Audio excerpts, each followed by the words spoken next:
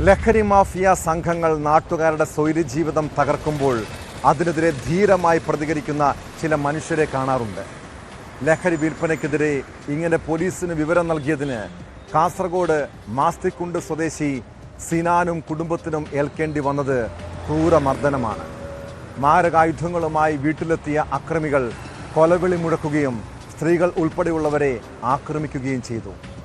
ലഹരി കേസിലെ പ്രതികളായ ചെങ്കള സ്വദേശി ഉമർ ഫാറൂഖ്, സഹോദരൻ നിയാസ് എന്നിവർ ചേർന്ന് ആക്രമിച്ചെന്നാണ് പരാതി.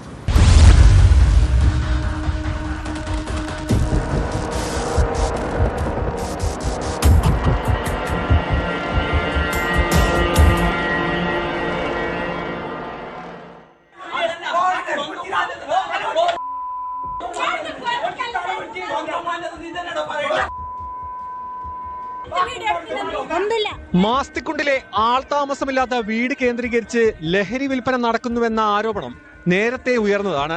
കഴിഞ്ഞ ദിവസം ആദൂർ പോലീസ് ഈ വീട്ടിൽ പരിശോധന നടത്തി 3 പേരെ പിടികൂടിയിരുന്നു. ഇതിന്റെ വൈരാഗ്യമാണ് ആക്രമണത്തിന് പിന്നിൽ.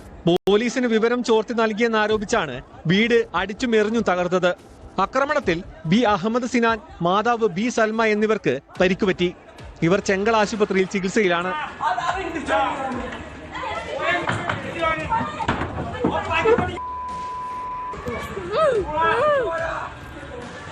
ഞാൻ പള്ളിയിലേക്ക് പോകുന്ന സമയത്ത് ഓറ് ഇരുമ്പിൻ്റെ റാഡെല്ലാം കൊണ്ട് വന്നിട്ട് ആക്രമിച്ചതാണ്. തലക്കും ഇവിടെ ഈ ഭാഗത്തും കുറേ അടുത്ത് അടിയുണ്ട്. ഇവിടെല്ലാം കൈക്കെല്ലാം കൊണ്ടിട്ടുണ്ട്. തലക്കെല്ലാം അടിച്ചിന്. എന്തോ ഭാഗ്യത്തിനാണ് രക്ഷപ്പെട്ടത്. വീട്ടിലേക്ക് വന്നിട്ട് പെണ്ണുങ്ങളെ തല്ലീന് കിടാവുണ്ടായിന്. കിടാവും ഭയങ്കര ഇതായിന്. കിടാവിനെ തള്ളിയിട്ട് അങ്ങോട്ട് കിട്ടീന്.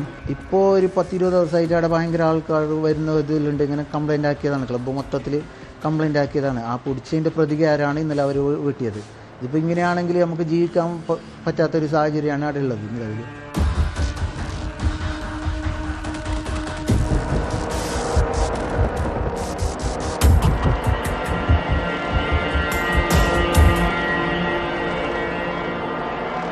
കുറഞ്ഞ അളവിലാണ് പ്രതികളിൽ നിന്നും ലഹരി മരുന്ന് കണ്ടെത്തിയത്.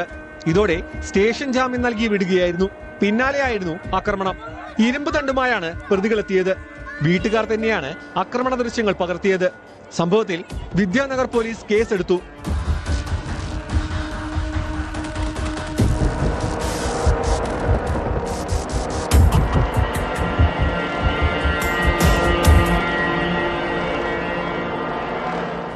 ന്യൂസ് 18 കാസർഗോഡ്.